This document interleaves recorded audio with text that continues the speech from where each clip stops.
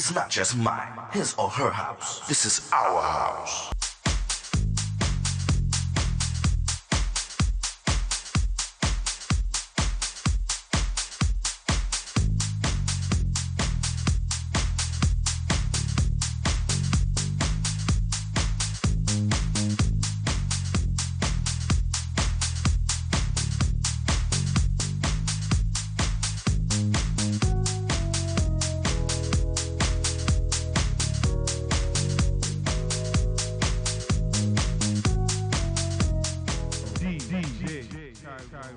Hello everyone, my name is Tyrone Lowe. I'm your host of this show called The Legends. This is another T-Lo Video Productions. And in the House of the Legends, I have somebody that I've known almost 30 years. In fact, I worked with him when I was public safety officer at LIU. And welcome to the House of the Legends, Mike Mitchum, AKA DJ Broadway. Thank you, man. Hey, Thank you for having man. me. Good to see you, Thank you for having me. man. How's You know, everything? start for coming to the house. Thank you, thank you. Let's talk about you, Mike. Let's talk about your beginning when you started playing music. Well, I guess that really goes back to when I was a little child. I mean, because I come from a Cuban background. So my father would play all these Cuban records in the house, so I grew for a great ear for music. So I had my father playing all the Cuban stuff, and my mom's, God rest her soul, was more Americanized. She was the Motown, Perry Como, Temptations, Aretha Franklin. So I got the best of both worlds. So my ears are very, very sharp. I can hear everything in music because, like I said, I come from that background. Listening to that stuff as a child made me what I am today. That's why my ears are so sharp as it is today. It's funny, man, because you always remind me of the story of when I was playing in the parks. You know, you live like 2 blocks away from me, and I used to play in BCM Park in Brooklyn, and you know, let's talk about that. I got into so much trouble because of this man. My parents would be like, "Where are you going at 8 o'clock at night?" "Mom, I gotta go down to the park. These guys are playing in the park. Mom, I'm gonna be right down the street." "Why are you leaving?" "I have to go now." So this man right here is probably one of the reasons why I'm DJ. He's one of my first influences because I used to watch you guys in the park. I would get there early, watch you guys bring all that equipment. I was like, wow, I was like fascinated, you know, because you were it, man. You were it for me. You were it for me. I should be interviewing you today, not the other way around. Yeah, well, you know, I'm sure I get my chance, man. You know, who else influenced you as being a DJ? I mean, because you came from a level of being just not normal, but abnormal as being a DJ. Yeah, because a lot greater of heights. Yeah, you know? a lot of people say because I'm Cuban and I can play both styles, both American and Spanish. Some people say I'm at an unfair advantage. Well, not really. I'm at an unfair advantage. Just that it's the background that I came from. And as far as DJ influence, there really wasn't that many because I really didn't go out too much. And when I did go out, I was going to hear guys like you, Disco Twins, DJ Hollywood, Eddie Chiba. So those were like my early influences when I first started going out to the clubs. Because of course back then, it wasn't like it is now. We have to be like 21. So I was able to get into certain clubs and hear all these guys play. So that's my real, my influences early on in my life. Okay. So you have a variety, integrated crowd you play for, and that's pretty good. You get a lot of jobs that way, Well, because I'm primarily a mobile DJ, meaning it's the private parties, corporate parties, weddings, Sweet 16. So musically, you have to be diverse or else you don't work. And like I said, I can do the American stuff and of course the Latin stuff because I'm Cuban, so I can play all forms of Latin. And I'm bilingual. So my parents made sure I did not lose the language because there's a lot of Hispanics out there. Their last name is Rodriguez, and they cannot speak a lick of Spanish for anything. But my parents made sure that I know how to dance salsa. I don't have to go into salsa because a lot of Hispanics also got to go to salsa school. I know how to dance salsa, and I am fluent in Spanish. It's very funny how we met at LIU because I didn't really know you from when I was out there playing, and that day that I did public safety for LIU, and that day that I saw you in the auditorium, because I'm fascinated with equipment. Yeah. And then you had this little, I don't know if it was a 12-channel Mackie. Yeah, it was the 4-channel Mackie. Right. And I was like, I remember. And I came up to you, I said, "Is that a Mackie?" You said, "Yeah." And then from there, our relationship took off. Then you remind me, you said, "They used to play in the park back." I said, "Yeah," and we remained friends for a while. And then, you would give me these mixtapes, which I still have. Yeah. You know, you did a little bit of traveling too back in those days. Yeah, as well. I was able to go back then, it was just like 10, 15 years ago. I was able to go to Europe because that was part of my bucket list. I didn't get to Europe like most other DJs because they have big names and they just naturally go. I kind of did it the hard way. I was mailing out CDs, standing online at the post office, spending enormous amounts of money to mail. Because when you mail a CD to even back then, to mail a CD to Europe was like, especially if you wanted to go air, not sea, it was like $10, $15. So I was spending hundreds and hundreds and hundreds of dollars. And finally, I caught a break. And I had some promoters in Estonia, of all places. Okay. Estonia. You know, we were able to connect, and I did a tour in like 2002, 2003 for like almost 5 weeks. I did Estonia, London, and Prague. You know, so it was 5 weeks on the road, and I was carrying records. Yeah, I remember. Oh my God. Remember. You know, I think I spent all the money I made on records, because I was like a little kid. So I'd never been to Europe before, and I go to these records, so this is when vinyl was vinyl. And I go to these records, oh my God, I gotta get this, I gotta get this. So I came back with so much music. So all the money I made, I spent it on records. And of course, the charges at the airport, because you know, when you bring those anvil cases full of records, when you put it on the scale and they say, oh, you're over, you gotta pay $100. Or if it went. You know, it's very funny because we all started off on turntables, and I really thought that turntables was always going to be something that was actually there forever. Until that day when I went up to the audio video to see you, you know, because you was getting ready to go play somewhere that day, and you hand me a book saying, this is going to be the future. I said, get out of here, man. Nothing's going to be stopping. The first Pioneer CDJ 1000. Not was 2 or 3, but the but I was first like, one. Are you kidding me, man? I mean, CDs, you know. And then about 2 years later, you know, because after I left LIU, I moved to North Carolina when I bought my house, and I was like, he was right. Everybody's using these things called CDJs. CDJs. And that's it. And it's been part of the era for a while. So let's talk about what are you doing now? I mean, you play for, you know, I know Roberto, you know, Gooden, because he was on my show before. And I happened to just browse through one day where you actually tagged me, and you know, you was part of the Function crew. Yeah, I started with them in March, and I was very reluctant to do it because everyone's doing shows from home now. I was holding out at LIU that the radio station was going to get their acts here, and then I had Dr. D. If you know Dr. D, the gospel DJ. Right. He was like, Mike, man, you know, you got to join these guys. You know, they're doing great things, man. The future's great. And I fought it and fought. I said, you know what? Okay, because I knew the school wasn't going to do anything. So I said, you know what? I'm going to get down. So I started a show called which is pretty much an extension of the show that I had at WLIU.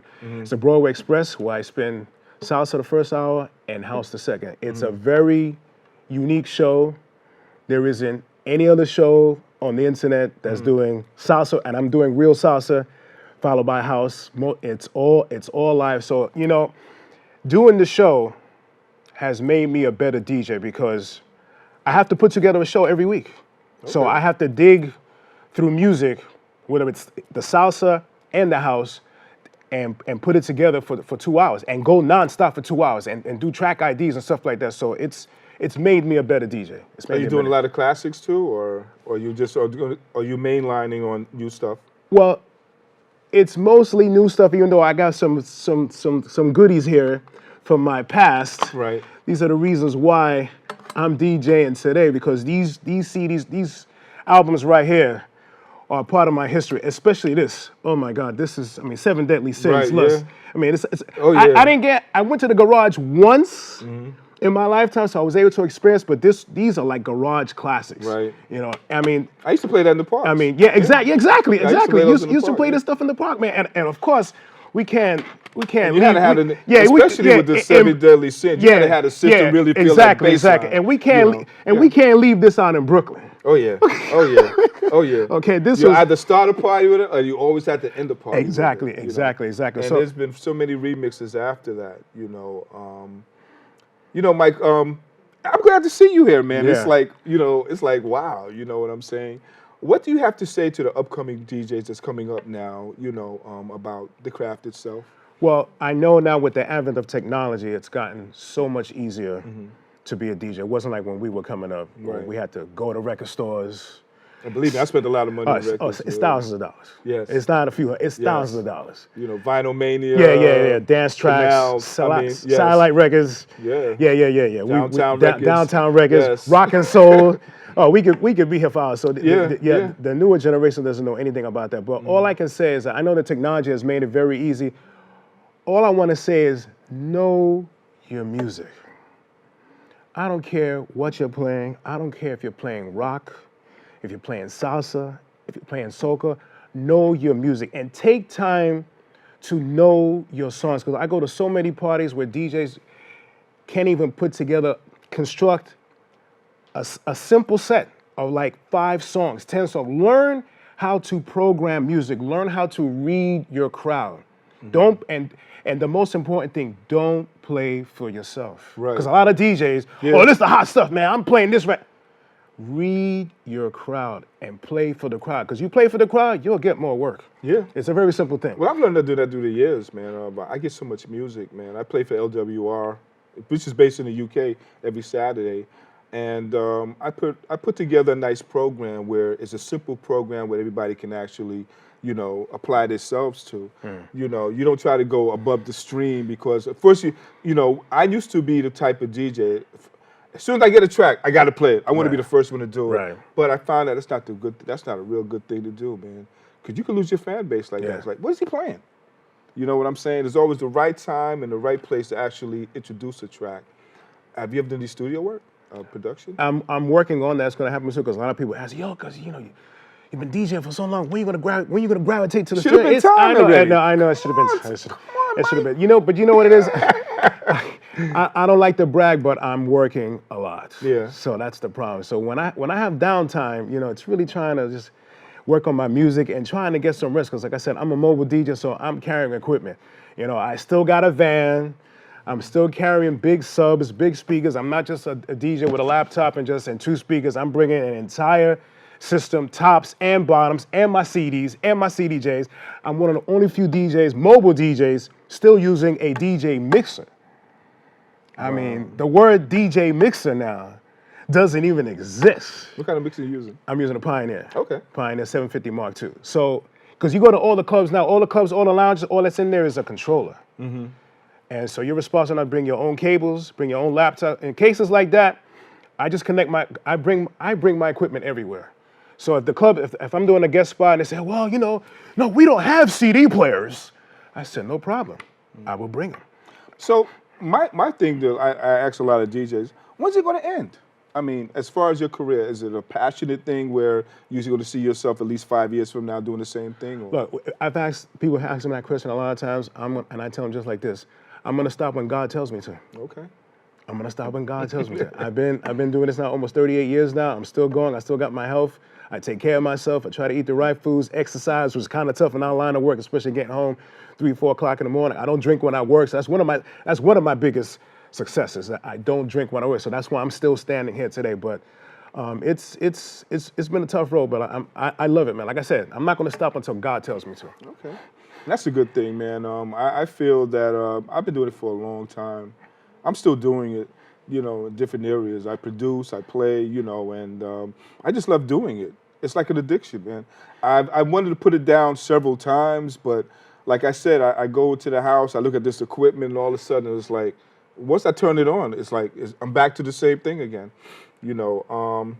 So what are you currently doing now besides just function? Well, I'm also one of the residents at Lincoln Center, which I've been now for the last 6 years. I started off with Midsummer Night Swing, and now I'm doing another series of them called the Via 62. That's the indoor stuff, because everybody asks, oh, so you're playing at Lincoln Center outside? Yeah, because I just did something in October. Yeah, it's inside. Yes, Lincoln Center has an indoor situation. So I've been doing that for 6 years. Of course, the radio show and the mobile work, man. I'm doing a lot of gigs, man. A lot of private events. I seen some of the footage at Lincoln Center doing salsa. Salsa. And they be moving. Yeah. They be moving. Yeah, be moving. That's incredible. Yeah. So, you know, tell your viewers how can they contact you. You know, okay, the best way to reach me on Facebook, I'm at Mike Mitjans, last name Mitjans, and my email is djbway@aol.com, and on Mixcloud, just search out the Broadway Express. And my show airs every Sunday, WFNKradio.com, from 2 to 4, the Broadway Express, where real salsa meets deep house. Okay. Wow. Gotta throw the that's plug. good. Gotta throw the plug in. Well, you know what, Mike? Is glad to have you here in the House of the Legends, and you know, come back another time. Thank you. I appreciate You know, it, man. I appreciate you being here, man, because I'm glad I'm part of your story. You are, man. know, I got into a lot of trouble because of you, man. a lot of nights when my parents said, why? Very Why? sorry. I apologize. If I had to do it all over again, I would do it again. You know, if I had to do it from the parks again, I would too. You know, to me, doing it back in the days with keeping the kids out the streets and a lot of trouble. Yeah. They look forward to it. Yeah, You know, yeah. and that's what gave me the drive and Yeah. stuff like that. But thank you. Thank you. You know, and this is another T-Lo Video Productions. Stay tuned for another one. I'm glad that everybody's listening and viewing in. And stay tuned for another episode. Y'all have a nice day.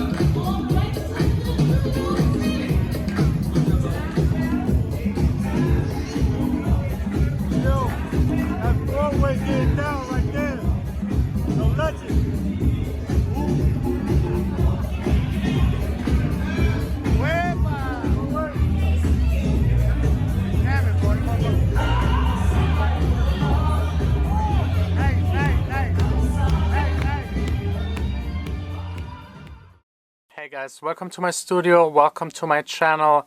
This year was quite a ride. Just 1.5 years ago I was still a ghost producer making tracks for some of the biggest names in the industry.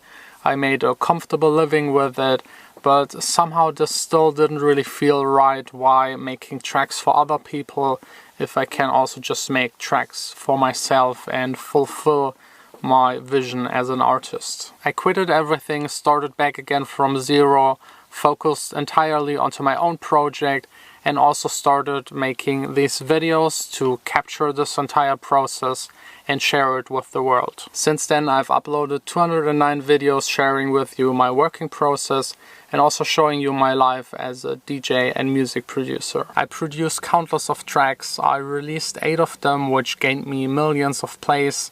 I played gigs here in Germany as well as abroad. So now you can go back and watch almost 40 hours and see how I got here, how I produce my music, how I deal with business things, just hanging out, having a bit of fun, and all these kind of things that just happen within 1 year. If that's too much to ask, just enjoy this little summary of 2016. It all started with last year's New Year's Eve, which was just amazing. Good food, good company, and a lot of fireworks. My track Dawning was released at the beginning of the year, which has now more than 2.6 million plays just on Spotify. My Missy Elliott edit got played on BBC Radio 1. I planted my chilies, went to a dark German techno club and had way too many drinks. Celebrated one day of carnival with my friends, escaped the rest of the days to the Netherlands with my girlfriend Vanessa. We had amazing weather.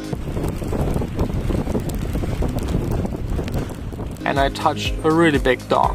I headed to Berlin for business meetings, clubbing until 5 in the morning, and eating a cake and also visiting my favorite place in Berlin. Back in my hometown Düsseldorf, I focused on working in the studio, making a lot of music and taking care of business stuff. I visited my mom's exhibition, drove through snow. I always lost against Vanessa in our Schnick Schnack Schnuck battles. I showed you how to mix and master. I collaborated on a track with Felix. I hid Vanessa's birthday present as a revenge for her really mean April Fool's prank. I played an amazing tour in Norway, first Oslo, then Bergen, and in between the most beautiful flight of my entire life. The only downside was that they stopped the music at 3 a.m. Then straight to Israel, visiting my grandma, another exhibition of my mom, hanging out at the beach, staying in a hotel with an amazing view over Tel Aviv, and getting lost in Jerusalem. Coming back home just to release my track All About and visiting some of the coolest open air parties, filming some random ducks for no reason, but who doesn't love cute ducks? And fireworks.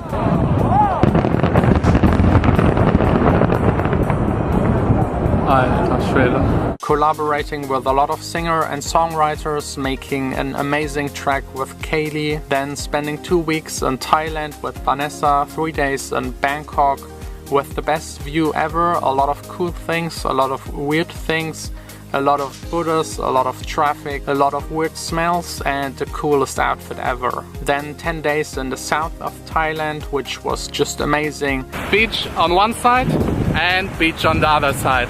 Perfect. With a perfect hotel, always perfect weather, a cooking class, little islands, little monkeys, big elephants, and a beautiful sunset.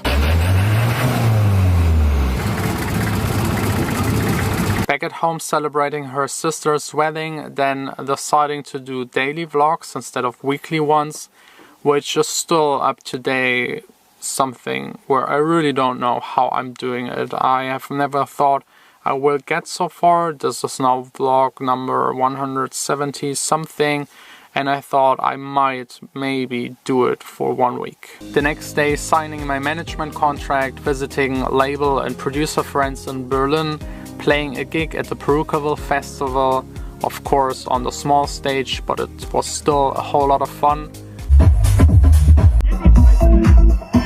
Showing you how to create a mix with Logic, making the edit of Little Jean Jacket, showing you how to master and mix, visiting the place with the worst music, hanging out with my special studio guest, showing you my hometown Düsseldorf, more mastering, revealing my Shadows of You track, explaining you the origin of my artist name, more stupid and fun stuff with her, showing you good plugins, how to mix vocals, how to automate, doing a lot of stupid stuff like riding my board behind a scooter, getting drunk and riding my skateboard, telling you who I ghost produce for, releasing my Dancing with Our Hearts track, more producer advices, getting the levels right, approaching record labels, recording bass, having an amazing time at the Oktoberfest in Munich, showing you the ultimate home recording studio, drinking beer on the train, showing you everything about room acoustics, getting lost in the forest, reaching 2 million plays on Dawning, having snacks backstage and stage diving, celebrating my birthday, getting hit hard playing paintball,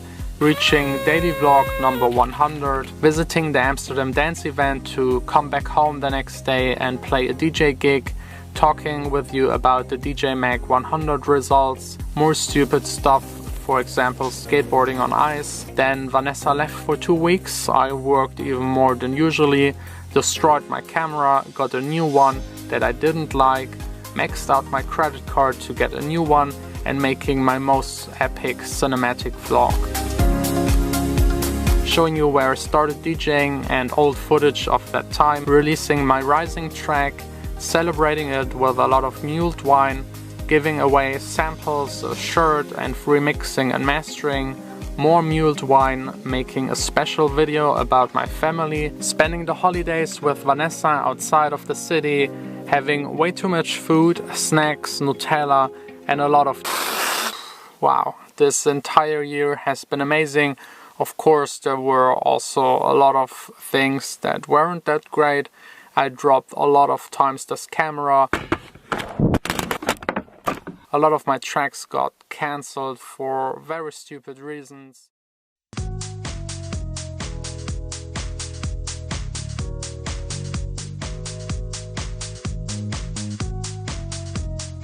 DJ Tyrone Low.